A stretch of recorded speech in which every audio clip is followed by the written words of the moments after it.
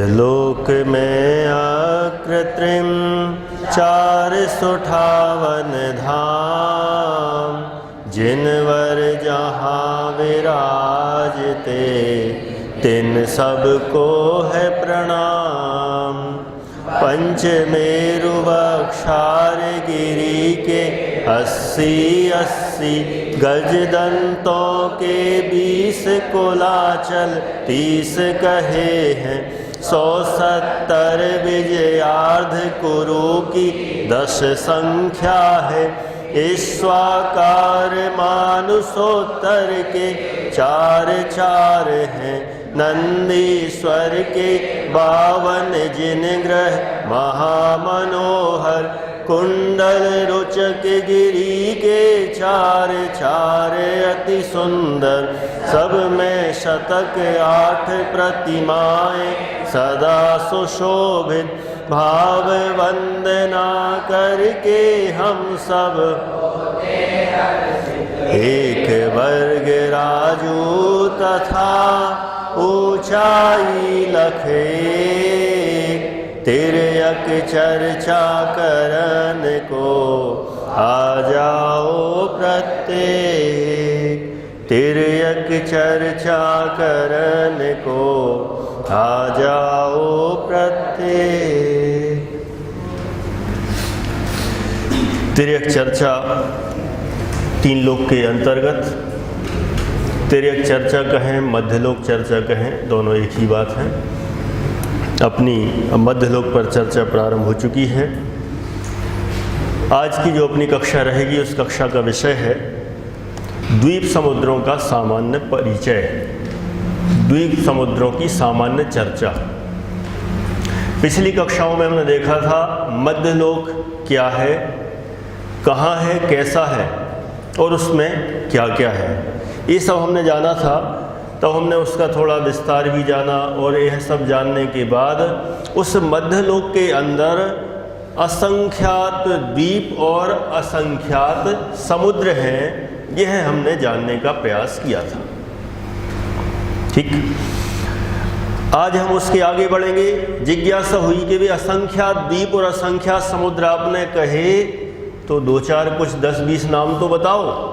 यद्यपि असंख्यात को तो हम नहीं कह सकते, लेकिन फिर भी कुछ तो बताओ जिससे हमें लगे कि हाँ हैं, बहुत सारे हैं। साथ ही सूत्र भी कहा था जम्बूद्वीप लवणोदादयः शुभ नामानो द्वीप समुद्र, कि जम्बूद्वीप, लवण समुद्र आदि शुभ नाम वाले द्वीप समुद्र हैं, बहुत सारे हैं। बाद में कहा था असंख्यात हैं। तो आदयः जम्बूद्वीप लवण समुद्र आदयः, आदयः आदि में कितने, इन सब की चर्चा हमें आज करना है, अच्छे से करना है। और वो असंख्यात कहे तो असंख्यात का भी कुछ प्रमाण है, शास्त्रों में कहा है कितना असंख्यात, क्योंकि असंख्यात के भी कई प्रकार हैं। तो अपन आज देखेंगे कि असंख्यात कितना। अब आपको जब बताया जाएगा कितना, तो हो सकता है उस कितने में भी प्रश्न खड़े हो जाएं। ये जो कितना बताया वो कितना है, क्या बोले? जो कितना का अर्थ बताएंगे ना, इतना, तो आप पूछोगे इतना माने कितना। अब उसका जवाब देना भी कठिन है, क्योंकि ये सब अपन चर्चा पहले ही कर चुके हैं गणितमान में। ठीक है, शुरू करते हैं, देखते हैं। यदि आपको भावभाषण हो जाता है बहुत सुंदर है, नहीं होता है तो एक बार वापस रिमाइंड करना पड़ेगा गणितमान की ओर। शुरू करते हैं द्वीप समुद्रों की सामान्य चर्चा, कक्षा नंबर 4। द्वीप समुद्रों की सामान्य चर्चा। संख्या, सबसे पहले संख्या देखते हैं, कितनी है? कितनी है? बोला भी तो करो भाई। नमन कहाँ देख रहे हो? बच्चों को देख रहे हो। खिलाना हो तो खिला लो, वही खिला लो, चाहे वही खिला लो। कैसे हो तुम? अच्छा डायलॉग है। चलिए, संख्या कितनी है अपन देखते हैं। मध्यलोक में सामान्यतः असंख्यात द्वीप व समुद्र हैं। सामान्यतः कितने द्वीप समुद्र हैं? असंख्यात। इसमें एक बात जानना है, द्वीप भी असंख्यात हैं और समुद्र भी असंख्यात हैं, और दोनों को मिलाकर भी असंख्यात ही। ये थोड़ी जैन दर्शन की ऐसी कैलकुलेशन है। कई लोगों को लगता है ऐसा कैसे?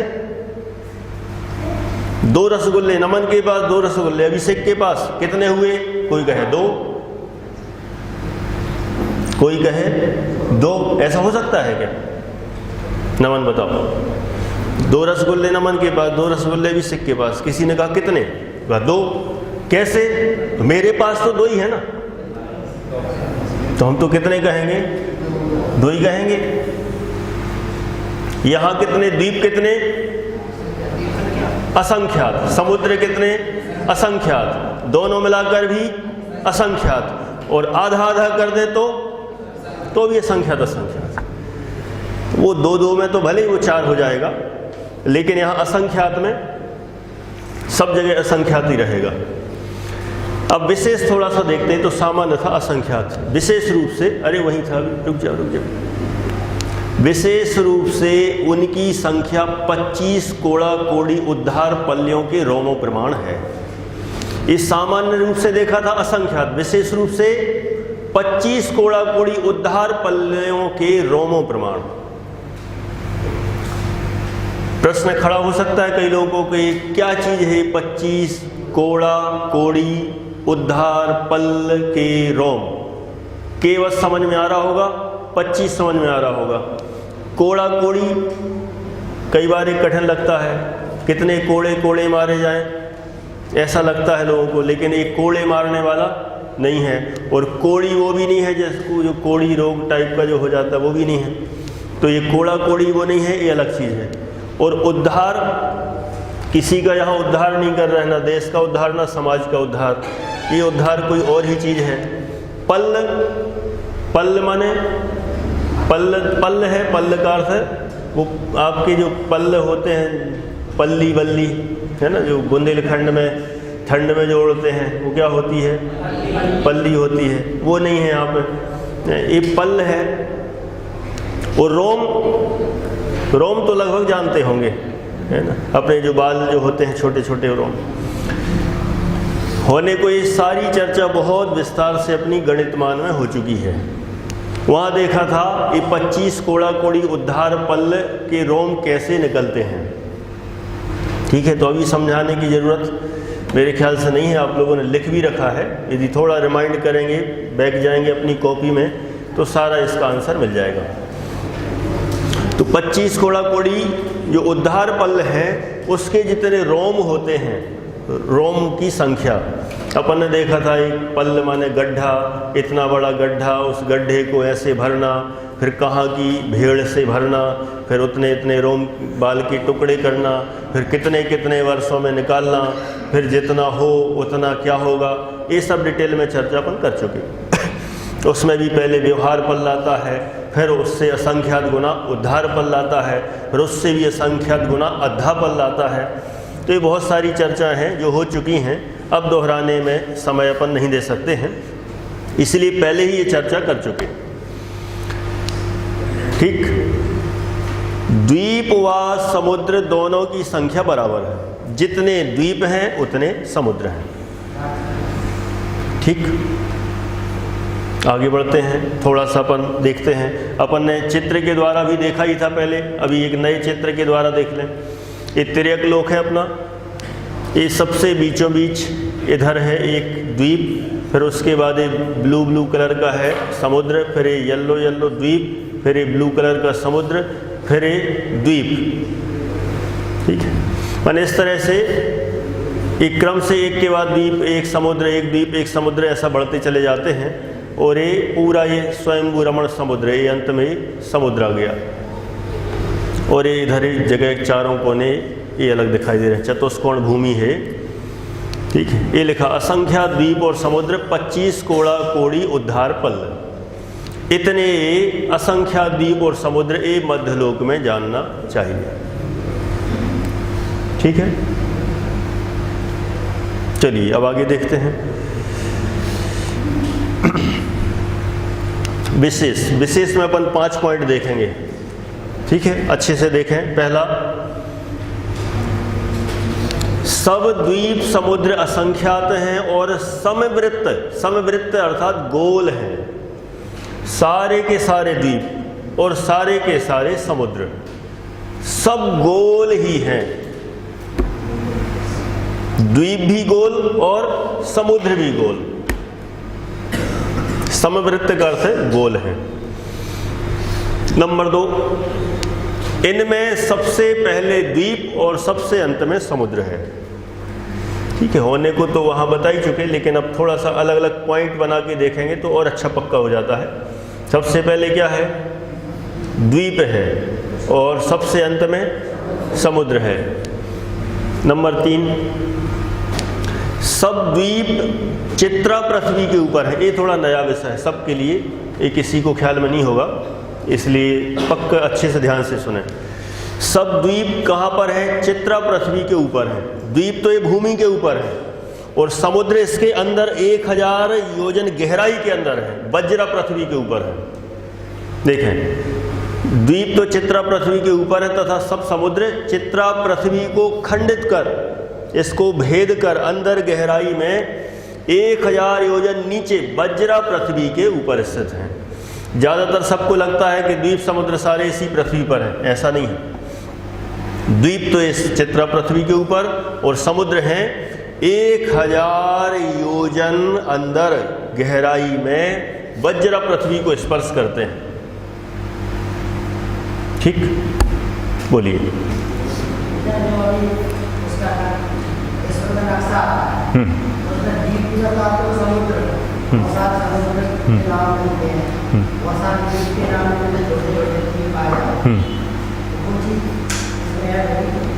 हाँ, इनका कहना है, विपुल जी का कहना है कि भाई वर्तमान में भी बहुत सारे द्वीप और बहुत सारे समुद्र मिलते हैं।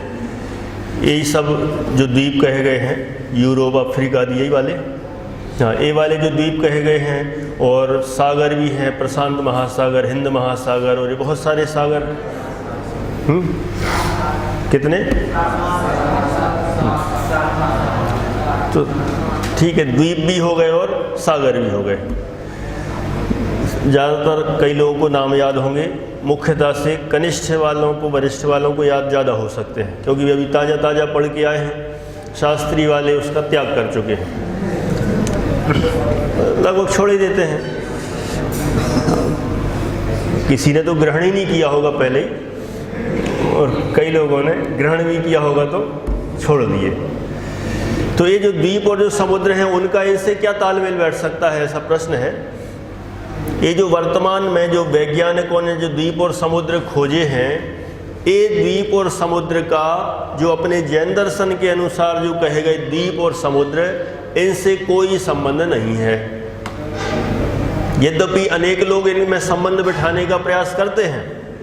कुछ लोगों ने ऐसी भी रिसर्च की है, हमने वो पढ़ी भी है, कि ये जो वर्तमान का जो है ना पूरा सिस्टम, इसको अपने जैन दर्शन से कोरिलेट किया कि ये जो जैन दर्शन कहता है कि ये जो भारत क्षेत्र है वो इस एरिया में ऐसा ऐसा, तो इस एरिया को मानना। अयोध्या कही है तो ये अयोध्या, वो जैन दर्शन की अयोध्या इतनी थी, ये अयोध्या है।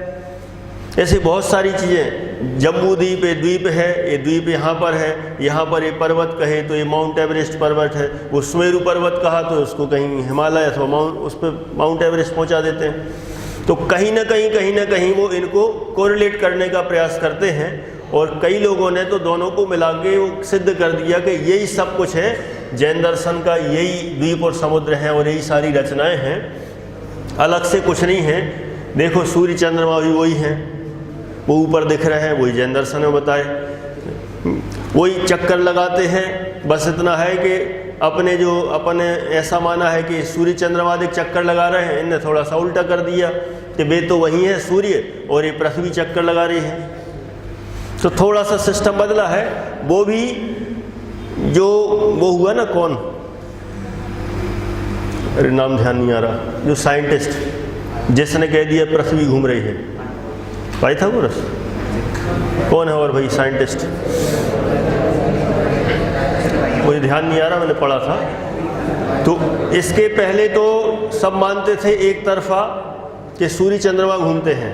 बाद में एक आदमी आया और उसने कह दिया कि नहीं ये पृथ्वी घूमती है, सूर्य तो स्थिर है, ऐसा कह के तो फिर वो नया सिस्टम चला दिया, तो वो चल रहा है अभी। लेकिन अभी भी जैन दर्शन और अन्य दर्शन कोई भी यह मानने को तैयार नहीं है, नहीं मानते। हिंदू दर्शन वाले भी नहीं मानते कि पृथ्वी चक्कर लगा रही है, वे भी कहते हैं नहीं हमारे तो शास्त्रों में लिखा है ये सूर्य आदि भ्रमण करते हैं। तो कई लोगों ने प्रयास किया है, लेकिन वास्तव में वो प्रयास ही है, पूरा वास्तविक सिद्ध नहीं होता है।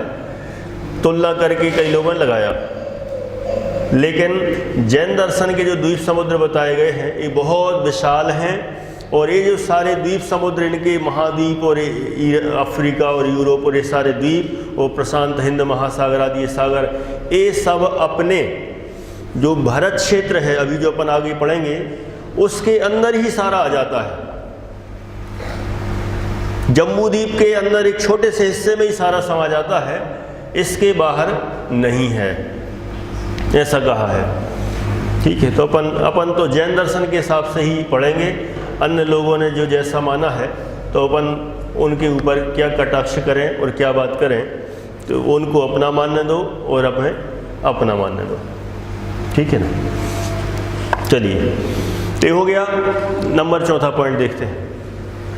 उन सब द्वीपों में प्रथम जम्बूद्वीप है और सबसे अंत में स्वयंभू रमण समुद्र है। पहले द्वीप का नाम जम्बूद्वीप। हाँ जी, सतीश जी बोल रहे हैं। जैसा भी कहा कि जैन दर्शन के भूगोल का और जो अभी लौकिक में जो भूगोल चलता है उसका कोई संबंध नहीं है, लेकिन अगर दूसरा कोई अगर बोलता है हमें तो वही दिखाई दे रहा है। जैसे आपके इसमें हिमवाह पर्वत कहा और अभी हिमालय पर्वत है, वहाँ से गंगा निकलती है और इधर से सिंधु निकलती है, और दोनों के बीच का जो प्रदेश है वो है भरत क्षेत्र, और उसी को अपन भारत कहते हैं। और उसके बाद में जो बाहर का है वो मेक्सिको जैसे लोग रहते हैं, तो मेक्सिको की तरह उनको अपन कैसे प्रूव करके बताएंगे कि ये वो चीज़ नहीं है। बराबर। देखिए, एक और प्रश्न आ गया उसी से संबंधित। आपका कहना है कि जैसे अपना हिमवन पर्वत है तो उन्होंने हिमालय है, तो हिमालय और हिमवन को कोरिलेट कर देते हैं। ऐसे ही गंगा नदी, सिंधु नदी इधर भी बह रही हैं और अपन यहाँ पे भी बह रही हैं, तो दोनों उधर बह रही हैं, अपने बह रही हैं, तो वो कहते हैं एक ही है। इस तरह से भी सिद्ध कर रहे हैं। और मैंने बताया कुछ लोगों ने रिसर्च करके बिल्कुल सिद्ध भी कर दिया कि वही है। लेकिन समस्या ये होती है कि अपने यहाँ जो गंगा और सिंधु नदियाँ आदि कहीं हैं, उनके जो निकलने के रास्ते, गिरने के रास्ते जो कहाँ से निकल के जाती हैं और कहाँ जाके लवण समुद्र में गिरती हैं, और उनकी जो पूरी जो योजनाओं में जो चौड़ाई और जितनी लंबाई बताई गई है उससे इसका मेल नहीं होता। अपनी जो गंगा नदी है वह गंगा नदी यहाँ की गंगा नदी की यदि तुलना करें तो यहाँ की तो बहुत छोटी सी है, और वहाँ की अपनी गंगा नदी बहुत बड़ी विस्तार से बताई गई है। अपने गंगा नदी की परिवार नदियाँ भी बहुत सारी हैं, हजारों में। अपन आगे जानेंगे जम्बूद्वीप के प्रकरण में, और उनके परिवार नदियाँ कुछ कहीं नहीं है। कई जैसे हिंदू मान्यता है तो वे तो कह रहे हैं गंगा नदी कहाँ से निकल रही है, शिव जी के वहाँ से निकल रही, कहीं से निकल रही। शिव जी को ढूंढने जाओ तो मिलेंगे नहीं। अब फिर अलग अलग सिस्टम से अपने अपने हिसाब से लोगों ने मान लिया, लेकिन फिर उससे तुलना करते हैं तो वाली बात वो भी नहीं बैठती है। फिर प्रश्न चिन्ह खड़ा हो जाएगा कि फिर जो अपने जैन आचार्यों ने, वीतरागी संतों ने जितना जो बताया, जो उनका माप वगैरह सारी चर्चा की, और वो माप उनने जो बताया है और इनका हिसाब से तो बैठे नहीं रहा। तो उनने तो कहा इतने योजनों में, और इनकी तो किलोमीटरों में नहीं हो रही, मीलों में हो रही है, कोसों में हो रही है। तो फिर वो बात कटेगी। इसलिए उससे इसको मिलाना संभव दिखाई नहीं देता है। इसलिए हम मिलाने का प्रयास यदि करेंगे तो हमारा प्रयत्न ही व्यर्थ हो जाएगा। इसलिए अपन अपने पास न कोई सैटेलाइट सिस्टम है, न कुछ है, तो अपन उन पर सीधा विरोध भी नहीं कर सकते हैं, कटाक्ष भी नहीं कर सकते हैं। इसलिए अपन ना उनका विरोध करें ना कटाक्ष करें। हमने भी थीसिस में जो लिखा तो उनका भी पूरा वर्तमान का जो द्वीप, समुद्र, उन सब का परिचय लिखा है, और ये सिद्ध कर दिया इनकी उनसे मैचिंग नहीं हो सकती है। वैज्ञानिकों का वैज्ञानिक जाने, जैनों का जैन जाने, फिर भी यदि कोई तर्क युक्तियों से अपनी दृष्टि से अपन तो सिद्ध करेंगे कि इनका जो सब है वो अपने भरत क्षेत्र के ही अंदर आ जाता है। और फिर बाकी जिसको मानना है माने, नहीं मानना है नहीं माने, ऐसा है। ठीक है, और कुछ कहना किसी को?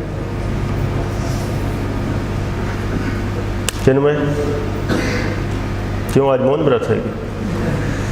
नहीं बोलते ही हो तुम तो। चलो आगे बढ़े।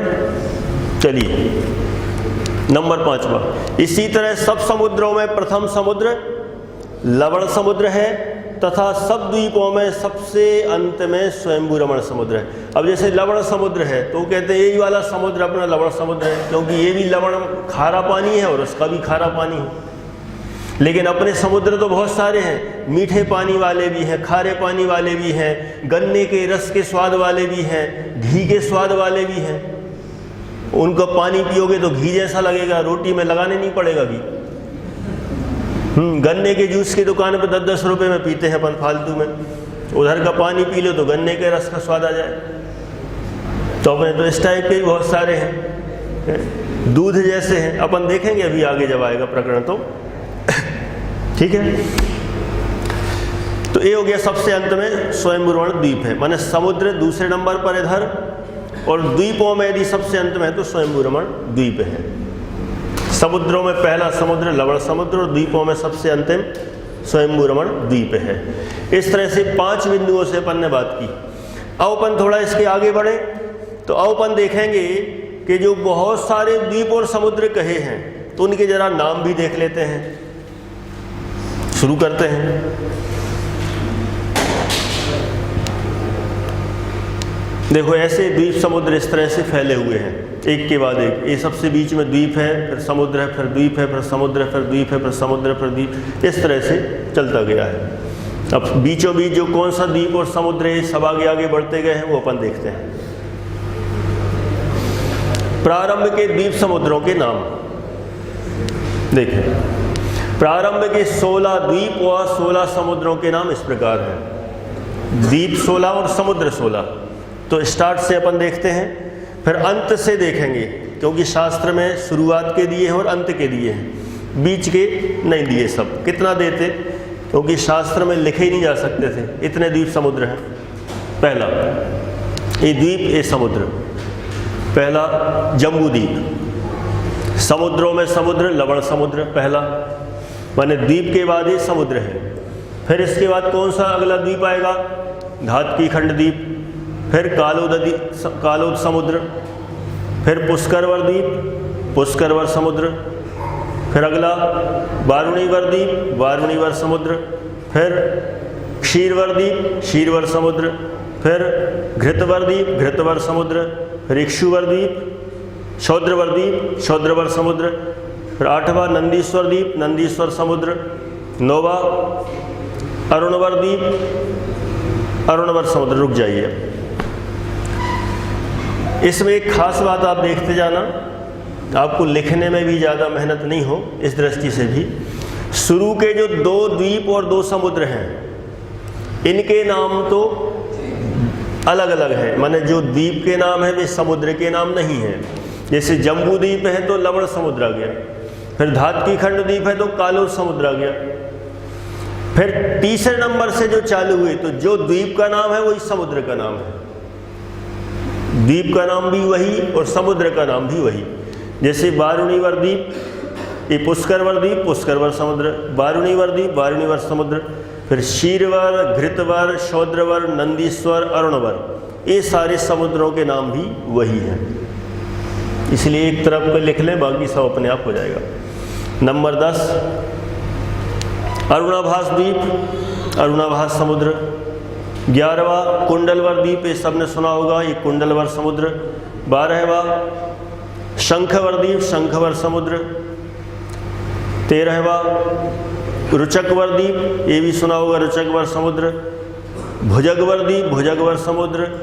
कुशवर द्वीप, कुशवर समुद्र। क्रौंचवर द्वीप और क्रौंचवर समुद्र। इस तरह से एक 16 द्वीप और 16 समुद्रों के नाम कहे हैं।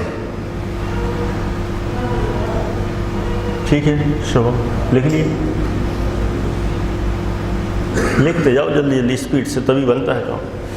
तो ये 16 हो गए द्वीप और 16 हो गए समुद्र। इनमें से 16 में से किसी को 8 भी याद हो गए हों तो बता सकते हैं।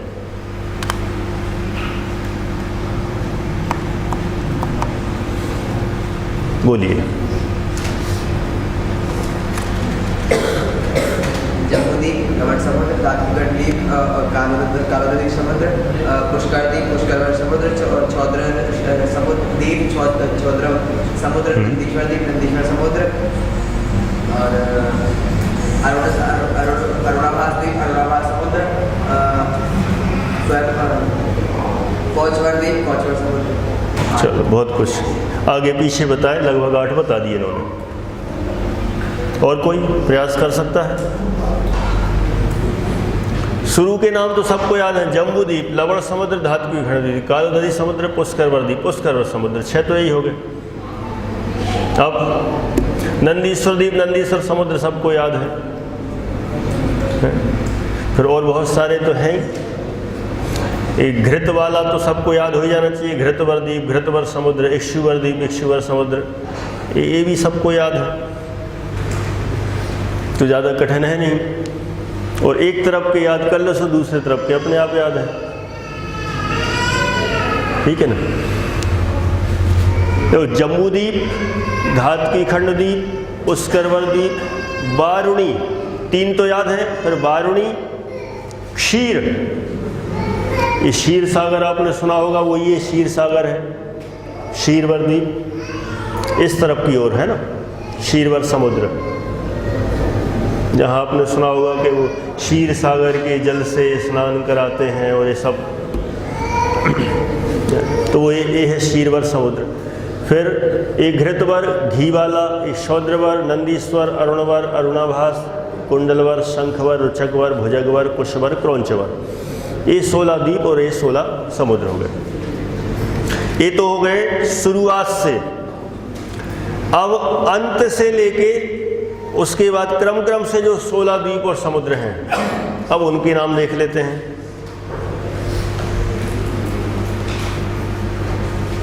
अंत से द्वीप समुद्रों के नाम, अंत से 16 समुद्र व 16 द्वीप इस प्रकार है। अब समुद्र इस तरफ लिख दिया, द्वीप इस तरफ लिख दिया। क्यों? क्योंकि अंत में सबसे पहले समुद्र है, शुरुआत में सबसे पहले द्वीप था, तो द्वीप समुद्र चले। अब अंत में सबसे पहले समुद्र है, तो समुद्र द्वीप इस तरह से अपन चलेंगे। नाम एक जैसे है, दिक्कत है नहीं कुछ। देखिए, स्वयंभू रमण समुद्र, स्वयंभू रमण द्वीप, अहीन्द्रवर समुद्र, अहीन्द्रवर द्वीप, देववर समुद्र, देववर द्वीप, यक्षवर समुद्र, यक्षवर द्वीप, भूतवर समुद्र, भूतवर द्वीप। रुकिए, देखो नाम भी कैसे कैसे हैं, यक्ष, भूत, ये किसके नाम लग रहे हैं? ख्याल आता है कुछ? व्यंतरों के।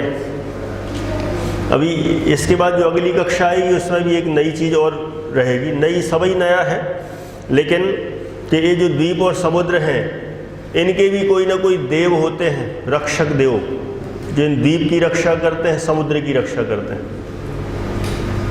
सबके एक एक हेड, मालिक, जैसे अपने नहीं होते कि भारत देश का मुखिया कौन, तो अपने राष्ट्रपति है, प्रधानमंत्री हैं, ये मुखिया हो गए। तो ऐसे ही वहाँ के भी एक द्वीप का अपना एक अलग राजा, एक समुद्र का एक अपना अलग, तो इस तरह के भी अपने अपने सब जगह के मुखिया हैं, मुख्य हेड हैं, वहाँ के प्रमुख माने जाते हैं। तो वे कौन कौन हैं? तो वे कोई ना कोई देव हैं। तो इनकी चर्चा अपन आगे की कक्षा में करेंगे, सब आएगा। आगे देखते हैं नंबर 6, नागवर द्वीप, नागवर समुद्र, नागवर द्वीप। नंबर 7, वैडूर्य समुद्र, वैडूर्य द्वीप। नंबर 8, वज्रवर समुद्र, वज्रवर द्वीप। नंबर 9, कांचन समुद्र, कांचन द्वीप, रूप्यवर समुद्र, रूप्यवर द्वीप, हिंगुल समुद्र, हिंगुल द्वीप, अंजनवर समुद्र, अंजनवर द्वीप, श्याम समुद्र, श्याम द्वीप, सिंदूर समुद्र, सिंदूर द्वीप, माने द्वीप और समुद्रों के नाम हैं से श्याम, सिंदूर। नंबर 13 हरिताल समुद्र, हरिताल द्वीप, और अंतिम मनाहशिल समुद्र और मनाहशिल द्वीप। अंतिम मतलब इस क्रम के हिसाब से अंतिम तो ये वाले हैं। स्वयंभू रमण समुद्र ये सबसे अंतिम है, उसके पहले स्वयंभू रमण द्वीप। एक क्रम से ऐसे जान लेना चाहिए। तो ये आखिरी के अपन ने देख लिए 16 समुद्र और 16 द्वीप। तो वहाँ 16 और 16 32 थे, और यहाँ 16 और 16 32। इस तरह से 64 द्वीप समुद्रों के नाम हमने जान लिए। अब कितने बचे? कितने बचे? असंख्यात। कोई और दूसरी भाषा में शब्द बदलो। असंख्यात तो बचे। हाँ चलो, एक ही आंसर आ गया, कुछ कम असंख्यात, कुछ कम है। अब कोई ऐसा भी कह सकता है 64 कम असंख्यात। ठीक, शास्त्र में मूल गाथा में लिखा है 64 कम। तलोय पंडिती अध्याय 5 गाथा नंबर 27, वहाँ लिखा है 64 कम 25 कोड़ा कोड़ी उद्धार पल्लियों के रोमो प्रमाण द्वीप और समुद्र है। अवशेष शब्द भी जोड़ा है। 64 कम अवशेष 25 कोड़ा कोड़ी उद्धार पल्ले के रोमो प्रमाण द्वीप समुद्र, ऐसा भी दिया है। बोलो, भाषा है, भाव तो सबका एक ही है। ठीक है अभिषेक, आ रहा ख्याल में? चलो हाँ, कुछ कहना था, प्रश्न है, बोलिए। ऐसे कौन से आचार्य में वो असंख्यात समुद्र को जान सकते थे? अच्छा, इनका प्रश्न है ऐसे कौन से आचार्य हैं जो असंख्यात द्वीप समुद्रों को जान सकते थे? हाँ देखो, ऐसा है कि अपने पास ऐसा कोई आगम में ऐसा नाम तो उपलब्ध है नहीं अपने ज्ञान में।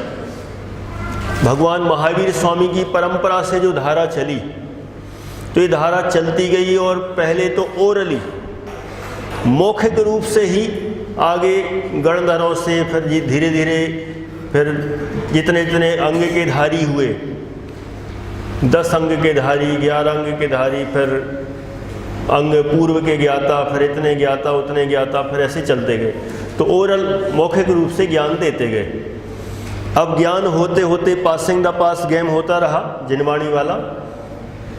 फिर अपने धरसेनाचारी तक बात पहुंच गई, और उनको लगा, ये सब कहानी फिर सबको पता है, कि उनको लगा कि अब आगे जितने भी लोग हैं उनका शयोपशम हीन होता जा रहा है, इसलिए अब इस जिनवाणी को यदि सुरक्षित रखना है तो इसको लिपिबद्ध कर देना चाहिए, रिटर्न में हो जाना चाहिए, लिख देना चाहिए। यदि नहीं लिखा तो लोग भूल जाएंगे। पहले एक बार में किसी को सुना देते थे, याद हो जाता था। माने एक मुनिराज ने, आचार्य ने एक दूसरे को सुनाया, उनको याद, उनने उनको सुनाया, उनको याद। और वास्तव में देखा जाए तो कोई बहुत कठिन चीज़ नहीं है, अपन को भी एक बार में याद होता है। आचार्यों ही बस को होता था ऐसा नहीं है, अपन को भी एक बार याद होता है, एक बार में याद हो जाता है, नहीं होता। ये कितनी उंगलियां हैं? 2 है ना? हो गई याद कि नहीं? याद हो गई। ये कितनी है? हो गई याद कि नहीं हो गई? 1 2 3, कितने पंखे चल रहे हैं? 3 पंखे चल रहे हैं, याद हो गए कि नहीं? अब क्रम से ही बता सकते हो, पहले क्या, कौन सा पॉइंट कहा था, कितनी उंगलियां, फिर कितनी गई थी, फिर कितने पंखे चल रहे हैं। एक ही बार में तो याद होता है, हमें लगता ही नहीं कि एक बार में याद होता है। बस इतना है कि जिसको जिसकी रुचि होती है उसको वो दिखता है, बस इतनी बात है। हमें इन सब में रुचि है तो हमें जल्दी एक बार में याद हो जाते हैं। वह आचार्यों को उसमें रुचि थी तो उनको एक बार में याद हो जाता था। इतनी सी बात है और कुछ भी नहीं। हम सोचते हैं हमें याद नहीं होता, याद नहीं होता। यदि लिखने को कहा जाए ना कि जो जो समझ में आए वो सब लिख दो, दुनिया भर का कितना सारा लिख सकते हैं हम। कई लोगों के, सैकड़ों लोगों के नाम लिख सकते हैं, अपने पुराने क्लासमेट्स के, मोहल्ले वालों के, इधर के उधर के, कितने लोगों के तो नाम, रिश्तेदारों के सबके नाम, कितने सारी चीज़ें याद हैं। बहुत सारी चीज़ें याद हैं, बस इतना है कि वही जिसको जिसकी रुचि होती है उसको वही वो दिखता है, वो रुचता है तो जल्दी याद हो जाता है एक बार में। और जिसको जिसमें रस नहीं है तो कितने ही उठा उठा के पटक लो, नहीं याद होगा तो नहीं होगा, ऐसा है। तो उनको एक बार में ऐसा याद हो जाता था। फिर बाद में शयोपसमहीन होता गया, ऐसा कहें, अथवा रुचि कम होती गई, ऐसा कहें, ऐसा भी कहें। रुचि कम होती गई तो वो भूलने लग गए, कहीं का कहीं दिमाग उनका घूमने लग गया। पहले उसमें ही लगता था, अब इधर उधर लगने लग गया। तो उन्होंने कहा कि अब तो ये लिख दो, नहीं तो ये सब भूल जाएंगे, जिनवाणी लुप्त हो जाएगी। तो फिर वो लिखने लग गए, इतनी बात हो गई। चलिए, कुछ और है अतिशय? नहीं प्रश्न? आगे अब अंतिम पहुंचते हैं अपन, 2 पैराग्राफ और। इस तरह शास्त्रों में उपलब्ध प्रारंभ के 32 द्वीप समुद्र व अंत के 32 द्वीप समुद्र मिलकर कुल 64 नाम प्राप्त होते हैं। एक और पैरा। इनके अतिरिक्त अन्य द्वीप समुद्र भी शुभ नाम वाले होते हैं।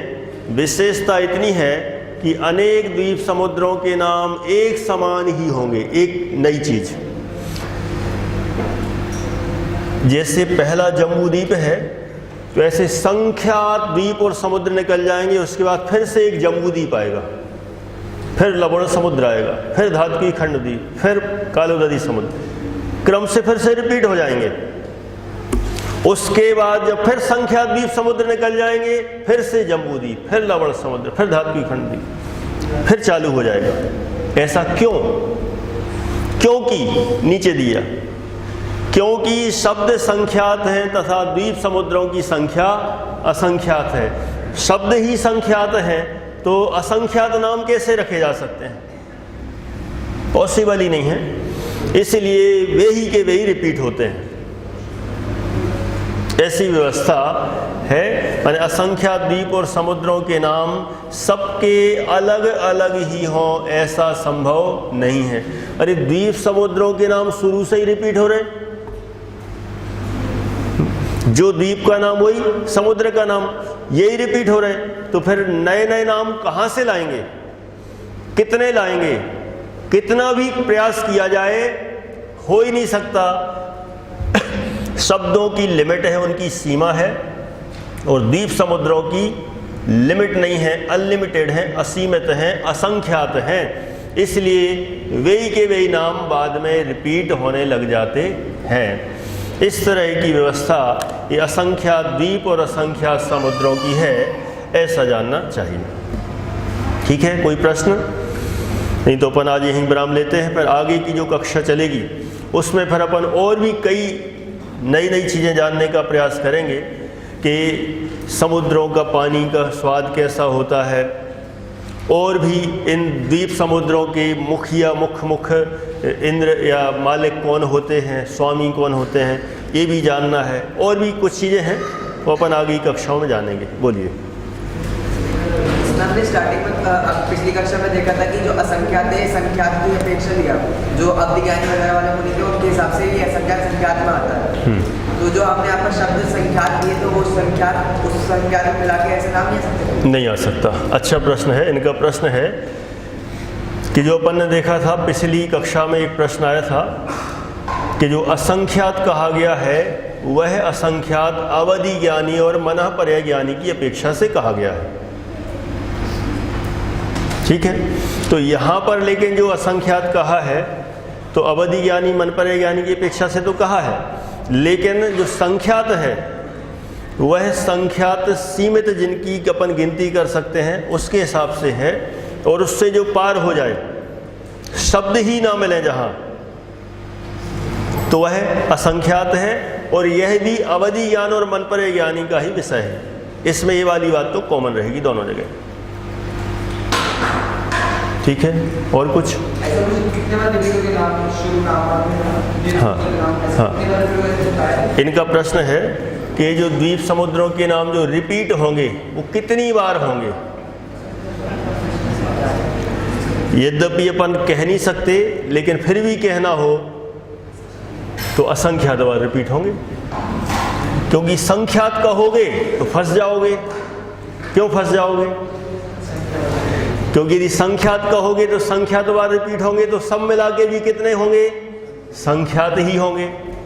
इसलिए वो रिपीटेशन असंख्यात बार चलेगा। और कहाँ तक? लास्ट एंड 25 कोड़ा कोड़ी उद्धार पल्लियों के रोमों के बराबर, यहाँ तक पूरा चलेगा। उसके बाद समाप्त, उसके आगे द्वीप समुद्र नहीं है। एरिया फिक्स है एक राजू के अंदर, एक राजू लंबे चौड़े क्षेत्र में है, उससे बाहर तो है नहीं। इस तरह से ये द्वीप समुद्रों के नाम और उनके बारे में जितनी जानकारी अपन कर सकते हैं उतनी की। अब इसमें और विशेष जानना है अपन को, तो अपन आगे की कक्षाओं का इंतजार करें, क्रमशः अपन जानते रहेंगे। अभी यहाँ पर ही विराम लेते हैं।